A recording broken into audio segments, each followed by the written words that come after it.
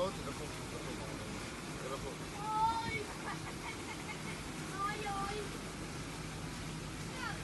TV ਖੜਾ ਜਾ ਕਹਾਂਗੇ ਬੱਸ ਦੇ ਸਾਰੇ ਕੰਮ ਦੇ ਇੱਥੇ ਨਹੀਂ ਜੀ ਛੱਡਦੇ ਹਾਂ ਇਹ ਤਾਂ ਪੈਸੇ ਭਰ ਕੇ ਆਉਂਦੇ ਆ ਕਿੰਨਾ ਵੀ